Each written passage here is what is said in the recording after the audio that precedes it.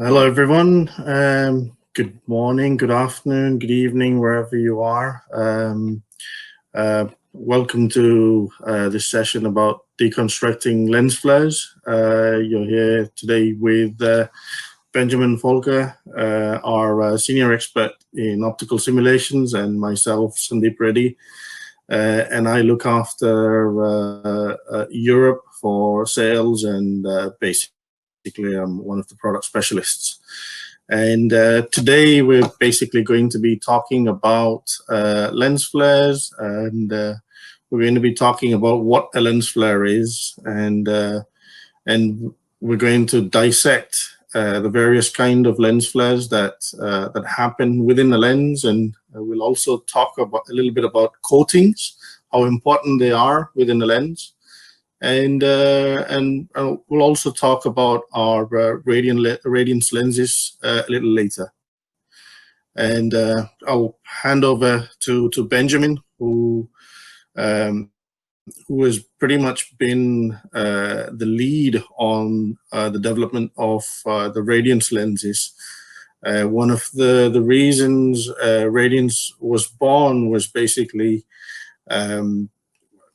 from the demand and a lot of DOPs and rental companies asking us for flares, and something a little more with character. And we got a little bit of help from our friends in LA from Keslow to help and understand what flares are all about, and what kind of flares people do like, and how they play a big role in cinema or pretty much anything that we film. So I'll just hand over to Benjamin Völker, who will start the session off. Thank you. Thank you, Sandeep. So we decided for the first part of that presentation, we will use some slides. So I will talk to you a little bit about what actually is lens flare and what is optical coating. If you have any questions, please write them in the comment field, and we can then stop and answer them for you. Okay, so let me see where my mouse is. Okay. So the question is, what is lens flare? I mean, lens flare has many different names. It comes at lens flare, it comes at stray light, it comes at false light, it comes at ghosting, and there are probably 20 other words for it that you might have heard.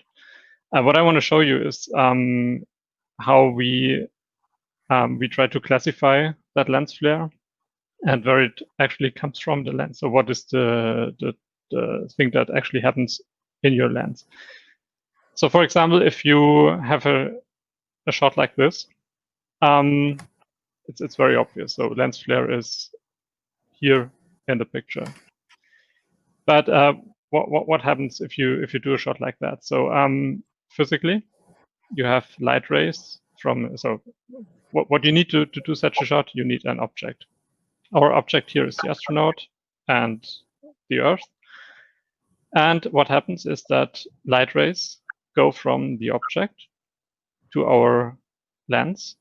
They travel through that lens on a designated optical path that is set by the optical designers, by the optical formula of the lens. And those rays get focused ideally on the lens sensor. So what that gives you is a perfectly sharp image with no artifacts at all. So if we would live in an ideal world, our image would just look like that. So we forgot something important here. We need a light source. So in order to get a picture like that working, you have a light source illuminating the object, and then the rays go to your image. And that light source, in our case here, the sun, should appear perfectly round, because it is perfectly round. It should be clipped, and there should be nothing around it, because there is just space. So why should there be any light coming from here? But actually what happens is lens flare. So where does this come from? The problem is, in a not ideal world, light not only travels from the object to the sensor plane and gives us the image, but it also travels on multiple ways that have to be controlled. So light from our light source might travel into the lens, might get reflected on an optical surface, go back, then be reflected again, and go on the lens, and now in a region where we have no image. So, for example, just in the vicinity of the light source here. And that not only happens once or twice, but multiple times. So if you have a lens with 14 elements, for example, the Supreme Prime 21, you have 28 optical surfaces, 28 glass air surfaces, and you get like 400 of those reflections simultaneously. So light from the light source goes in on 400 different paths and gives you an image back here. So that is one part, and that is a type of flare that I will call ghosting. It is from reflections of the optical coatings. And in this image, you see it approximately here. I mean, you see it pretty much everywhere, but here it can be distinct. It's often colorful. It has organic shapes. And most importantly, if you move the light source, that ghosting would also travel over the image. So it's kind of a dynamic thing. And if you stop down the lens, this usually gets more intense. So if you're not really sure, is it ghosting? Is it something else? If you stop down the lens and it gets brighter, it is most probably ghosting. So that is one mechanism that can happen. The other one is we have a lot of mechanical parts around here in the lens. And light can also go into the lens and fall on one of those mechanical surfaces.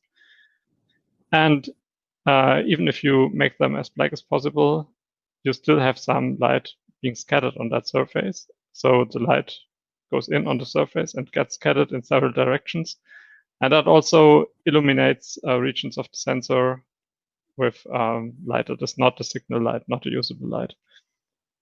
In our image here, and this is what I usually call stray light from mechanical surfaces. And stray light here are these fine ripples that you can see here. They are a little bit yellowish, so they usually come in a pretty yellowish color, or a bit colorless. And if you stop down the lens, they would probably vanish very, very soon. So if you stop down by 1 or 2 stops, that should be gone already. And if we move around the light source, the behavior is different than ghosting. So they don't dynamically move around. It's more like you illuminate structures and then you move the light source away and they are not illuminated. So it's more like an on-off character, not a moving around. Mm-hmm. So that's the second part of the flare, of the lens flare. And a third part that is also visible in our image is that light gets scattered on polished optical surfaces. So a light beam can come in, take the ideal way, and on each surface, lights get scattered a little bit off the ideal path, just because the optical surfaces, they are polished very well, but not to a nano level. So there are always like micro scratches on them that can move light a little bit out of the ideal way. And that is what we see directly around the source here. I do not mean those streaks. I mean, really, we saw that the light source should be sharp and round here, but we see that flare, kind of illumination around here. That is forward scattering. And last but not least, diffraction. So from the iris of the system, you get diffraction, and those are these streaks that you see here. And they are defined by the number of aperture plates you take, and of course your actual aperture setting. So if we see a shot like this, my guess it is shot wide open because we see the stray light from here, from mechanical surfaces. Yeah, so that is how we can describe the lens flare.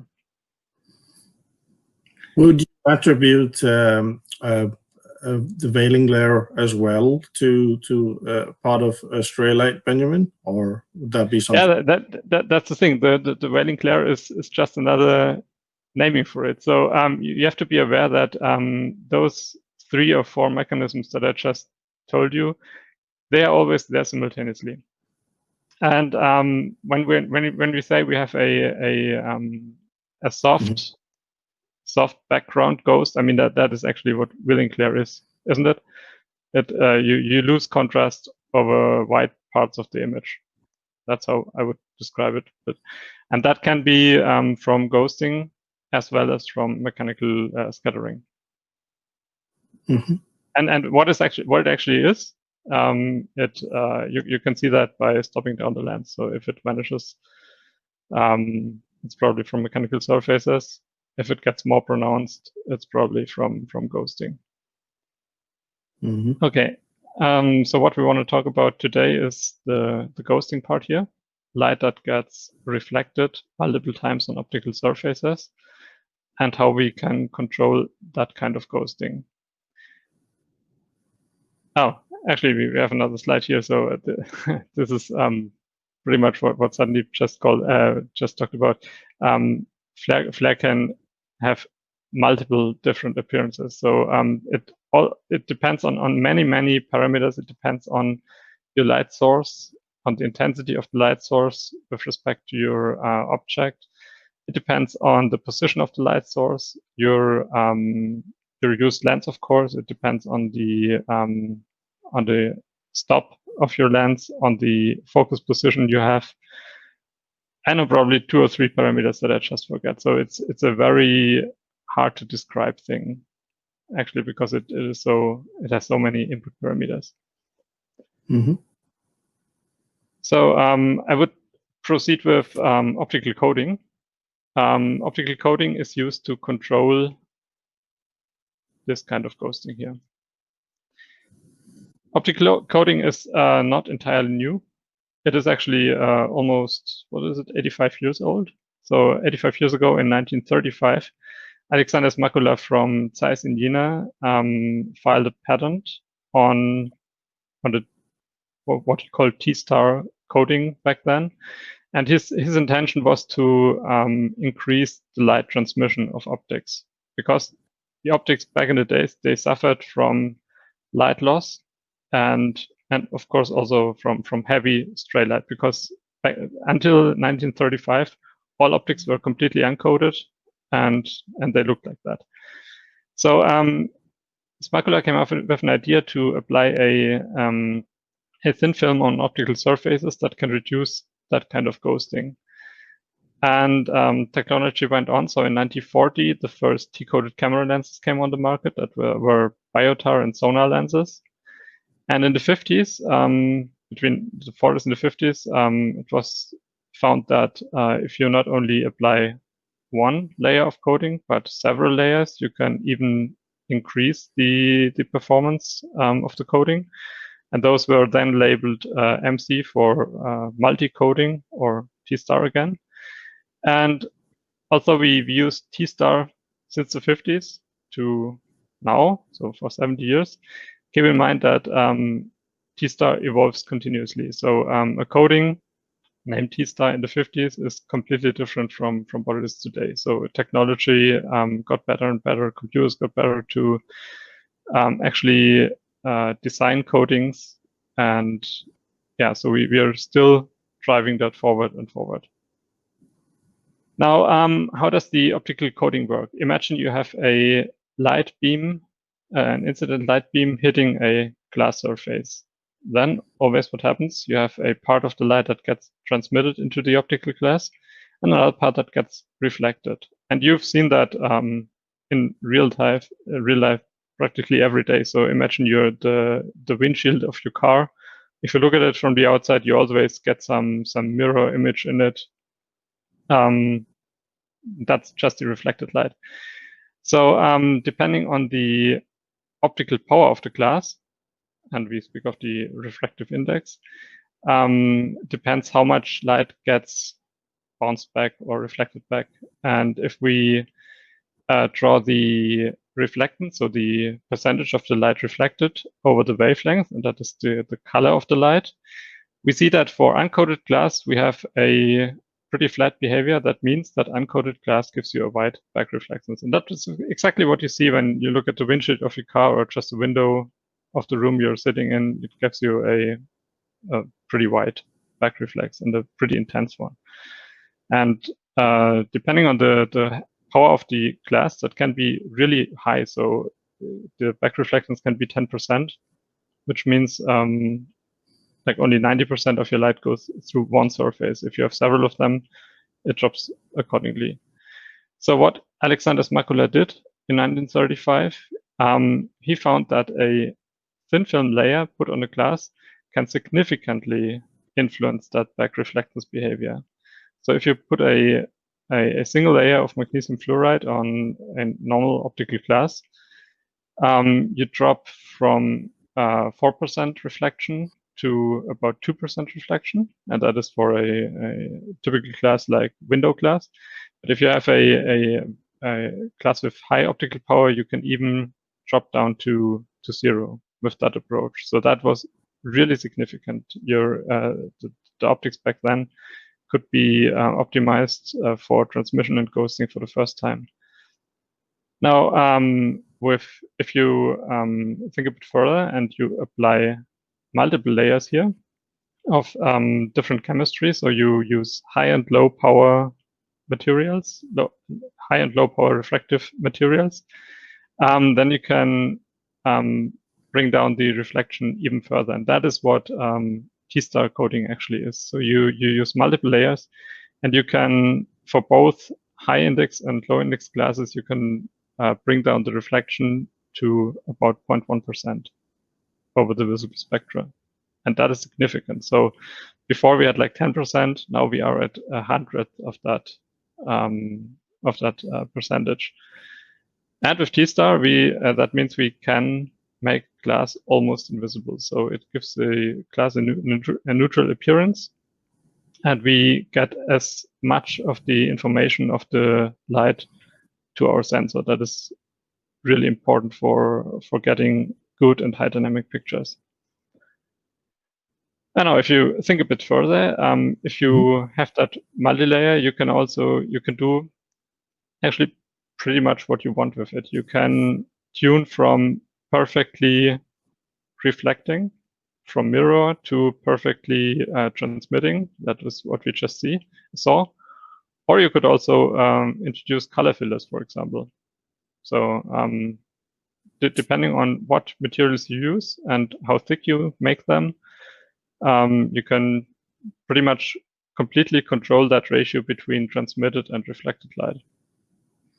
And I always talked about thin layers, but how thin are they actually? And this is what amazes me every time I speak about it. It is a thickness of maybe of 100 nanometers is enough to have that effect on the glass. So imagine we have that multi-layer stack here, and this here, the blue thing, is at the same dimension, a cross section of a human hair. So we apply a nanostructure that is 100 times smaller than the grain of sand on a macroscopic glass surface evenly, and we get that behavior. So that is why I find optical coatings pretty awesome. Now, what is the effect of the optical coating on transmission? I talked about that a little. So if we would imagine we have a completely uncoated lens, then on every optical surface, we would lose transmission. And for the system transmission, that would mean that if we start with a T-star coated lens, like it's in the market, like a Supreme Prime lens, for example, we have a designed aperture of 1.4. And if you apply T-star coating on all surfaces, our T-stop drops from 1.4 to 1.5. So about minus 0.1 eV we lose through light, because we reach like 0.1% reflection on the surfaces. We cannot reach 0 reflection. That is just not possible with real machines that you need for coding. But if you then imagine you have the front and the rear element uncoded, you already drop from 1.5 to 1.7. Now imagine you uncode 50% of the lenses, you would lose more than a stop of light. And if you have a completely uncoded lens, that would drop your transmission by more than 2 stops. So a originally designed 1.4 lens is then a T 2.9. And we did a test with a lens that we built completely uncoded just to illustrate that effect, and that was very, very funny to play with. So depending on which scene you use, this was my old balcony. If you don't have a light source in the picture, all that happens if you go from T-star coded to completely uncoded, you lose 2 stops of light. And I mean, massive transmission loss. It's a massive transmission loss, but at least your picture is still pretty okay. So you could say, who cares about uncoded or not? The problem appears if you have a light source in the image. So that is the other side of my balcony. The sun is now here directly over the building. With T-star coding, you see hardly any effects of stray light and of lens flare in the picture. You see a little bit down here. The blacks are a little bit not so black as they should be. But this is what optics looked like before the T-star coding was invented. So the image is completely lost. And the problem is that on every surface, we have now that 4 to 10% reflection. And that light does not leave the lens through the front element, but it also gets caught by other optical elements and gets bounced back and lands on every part of the sensor and just completely destroys your image. Roasting. So that was my part about the so what lens flare is, how we describe it scientifically, and how you can improve ghosting, or how you can reduce ghosting. Sundeep,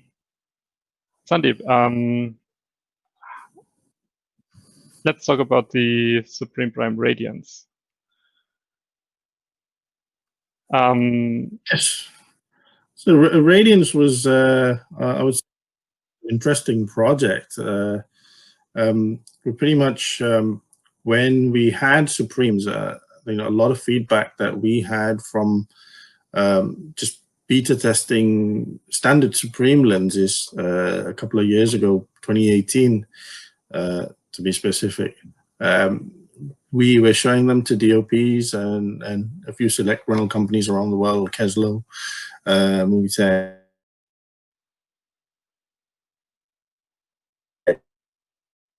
and Pixel, a few others around the world. Was fed back to us saying, hey, we would like to do an uncoated version of these lenses to give more flare.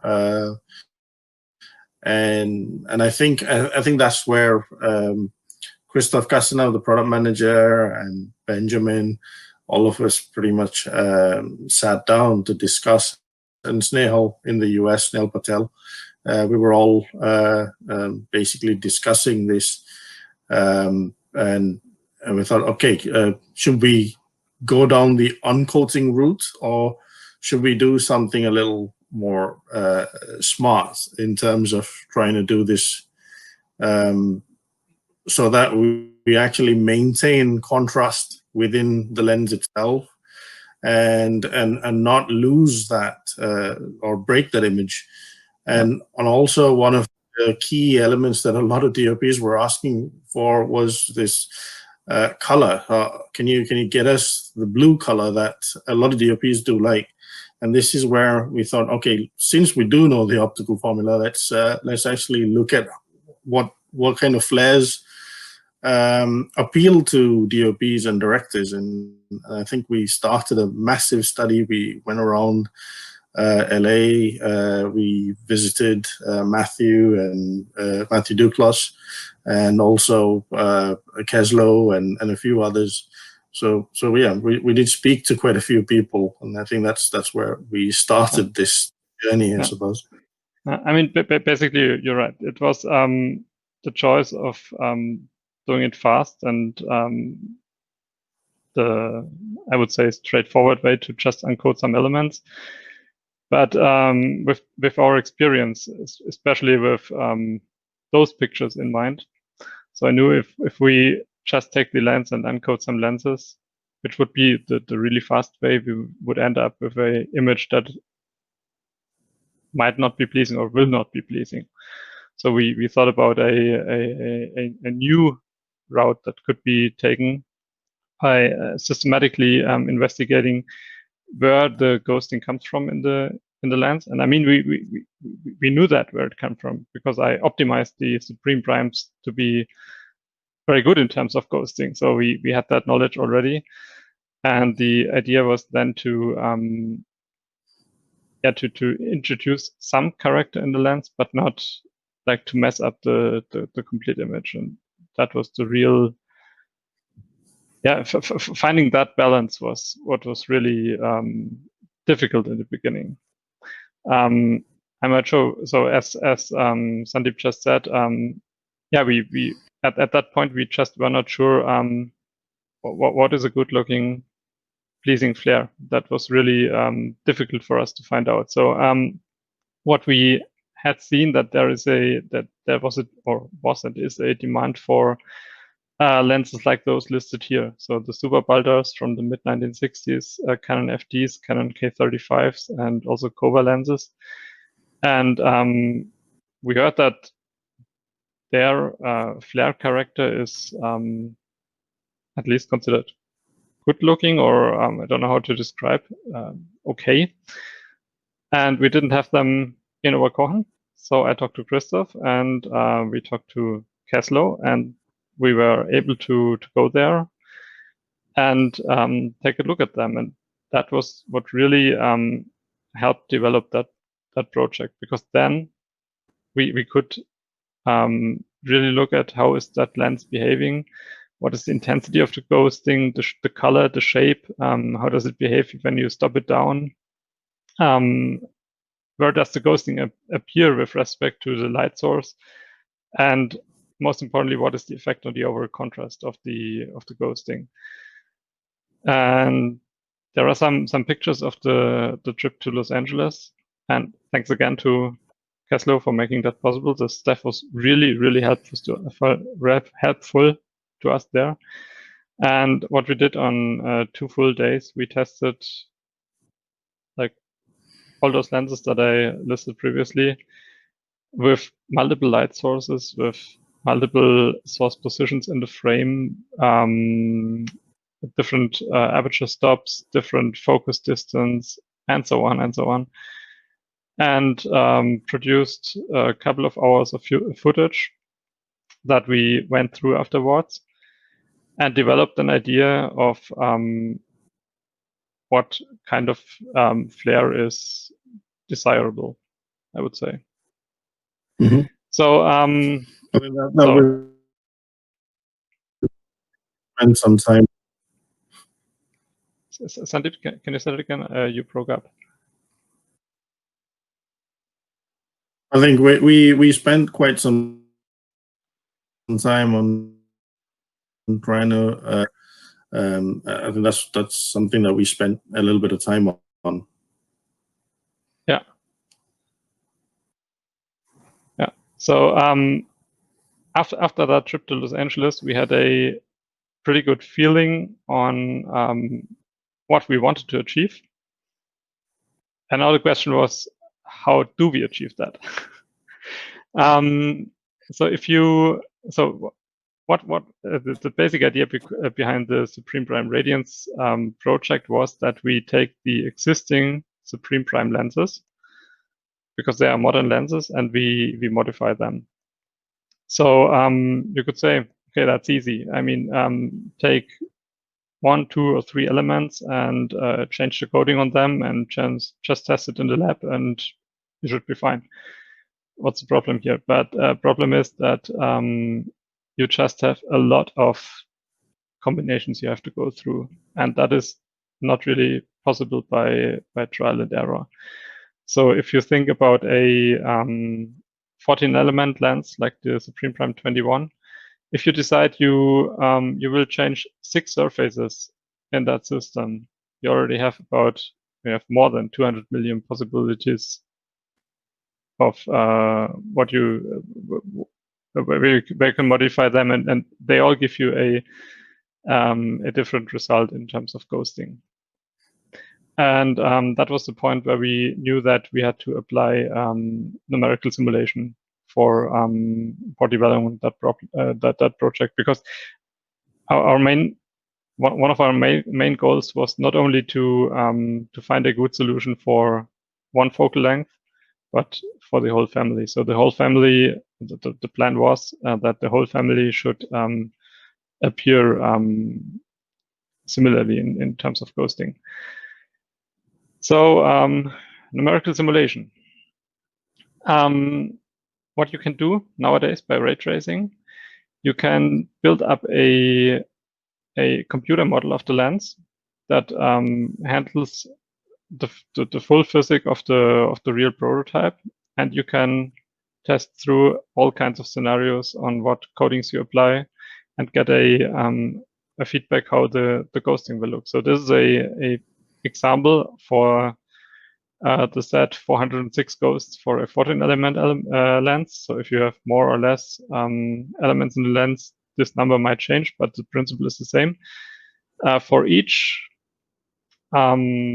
position of the light flare and the t-stop that you use, the stop that you use, and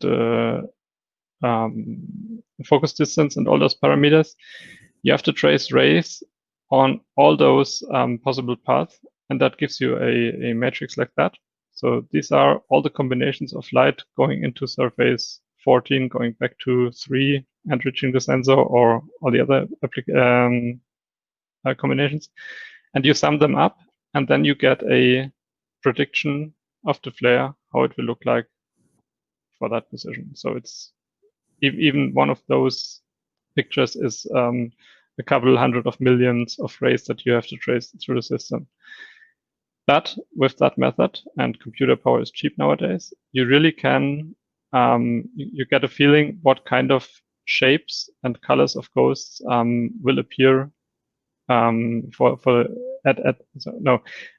get a feeling on what kind of ghosts originate from where in the lens. So which surface you have to change to get that specific ring here, for example, or that specific disc or something like that.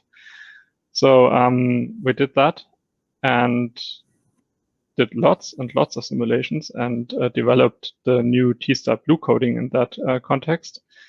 And in the end, and this is still completely in simulation, we found combinations from Supreme Prime 25. So there is the 21 is missing in this graph, but for the whole family, we found solutions that looked pretty similar throughout and consistent for the T-stops, for example, and also if you move the light source through the picture. So that was the big thing we did with numerical simulation with ray tracing.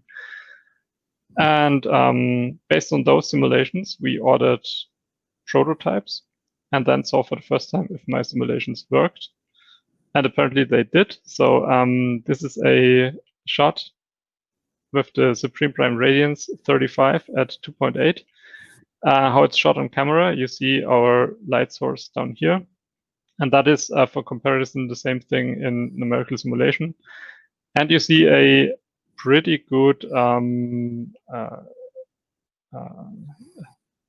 let's say it, pretty good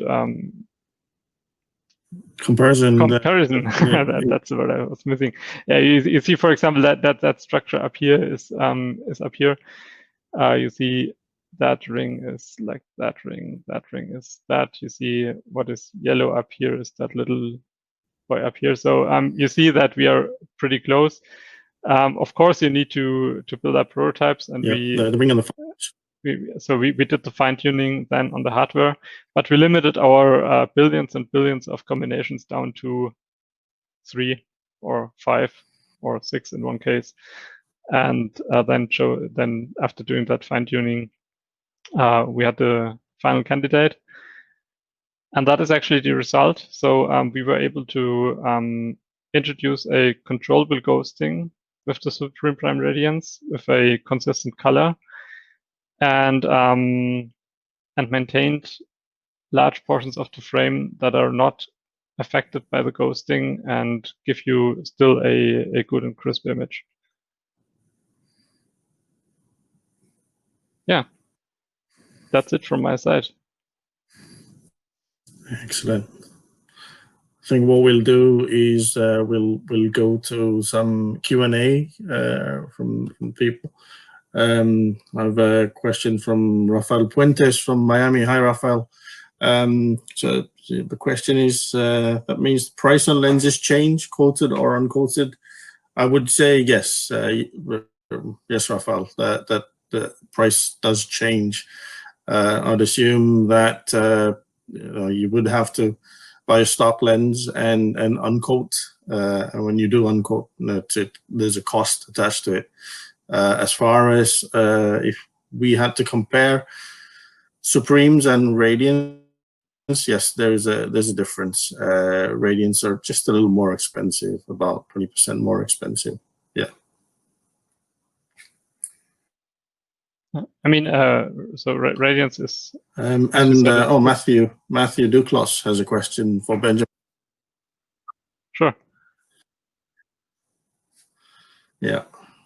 So question is about T-Star, and the question is: Are there any unique characteristics to T-Star technology, or is any coating that ZEISS applies to a lens considered T-Star simply because it was developed by ZEISS? There are actually T-Star describes that we used multi-layer coatings in that lens, but actually, what you have to know is that the T-Star coating is designed for every single surface in the lens individually. So if you have set lens with 14 elements with 28 surfaces, so we applied 28 different recipes on the for 14 different recipes on that lens. So for every glass, for every curvature of the glass, we use a different kind of recipe. And we also have, and they can also be slightly different, the coatings, to make sure that we have that our color correction works. So what we didn't talk about, and also for the Supreme Primes, is that with introducing the T-Star blue coating, our image gets a little bit warmer, right, Sundeep? Mm-hmm. That was also something that was desired by DOPs, and the same thing is also valid for the normal Supreme Primes. We use the T-Star coating to fine tune the transmission through the system to make it as neutral as possible. Mm-hmm.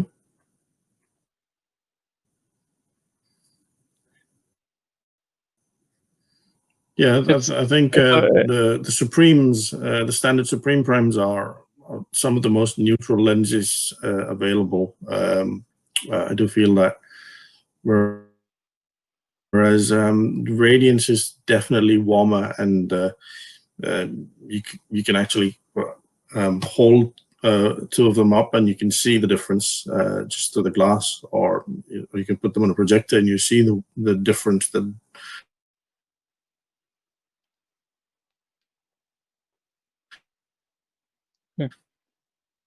the Radiance does have this level of warmth. So we have a follow-up question. So T-Star is more of a method. I'm sorry, Sandeep. I hope it's only me, but the connection seems to be a bit bad at the moment. Than a technology, yes? More a method like a technology. I mean, it's Matthew is asking. It's actually the whole package, I would say. So it's technology. Yes.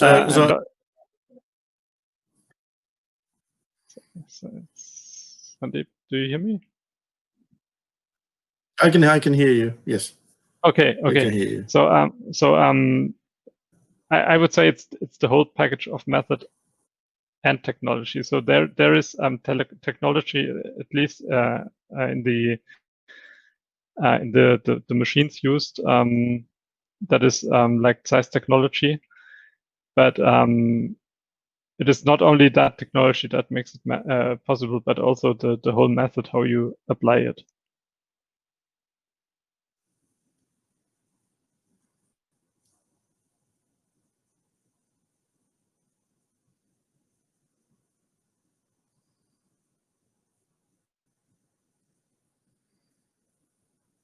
Good. I hope that answers that, Matthew.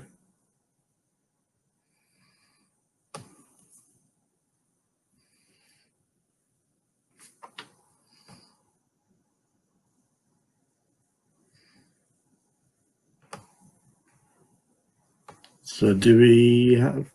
Well, that's about the questions we have at the moment. So. Okay. That's just, thank you. Great. Excellent. New one.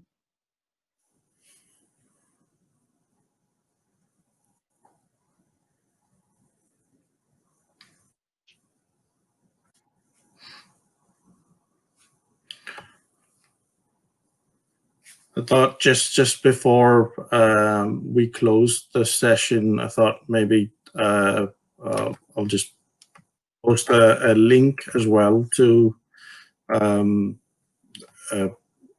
playlist that has all the Radiance lenses, so which basically show different projects that are being shot. We do have one more question from Akash. I see. Is there any next thing under innovation after T-Star? The point thing is that even though we name it T-Star every time, there is so that the evolution of T-Star goes on and on for 70 years now, and we still can improve it, and we still will improve it. Mm-hmm. Hope that answers it.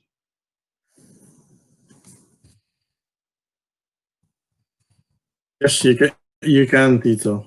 Flare puns are allowed.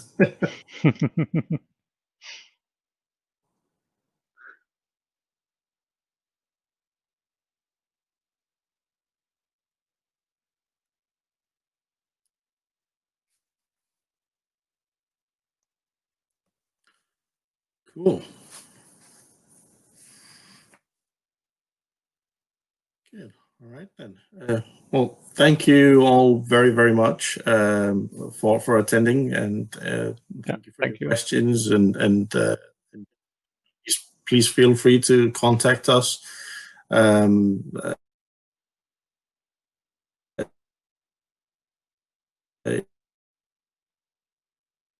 If you have any question, answer, and please do visit the ZEISS Virtual Cine Expo. We do have one more question, actually. Will any future improvement change much? Yes, probably it will. So the thing is, if we hunt for even more perfect coding, I mean, you might say we are at 0.1%. So how much better can it get? Is that even visible? And the answer is thanks to an HDR technology that is coming up.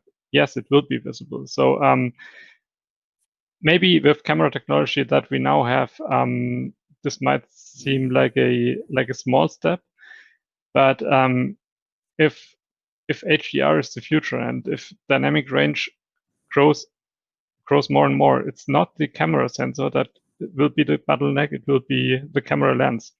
So it doesn't help you if your camera sensor can record 18, 20, 25 stops of light. If your optical system only transmits like 14 or something like that. So with higher dynamic range possible to record at the camera sensor, it is absolutely crucial that we further invent the T-star coding and improve it more and more. Mm-hmm.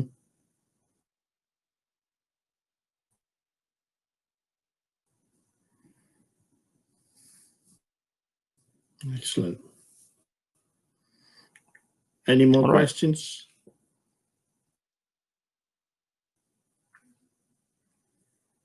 Great. All right then. Well, thank you all very much once again, and hope to see you all very, very soon. Thank you all. All right. Bye-bye. All right. Bye-bye.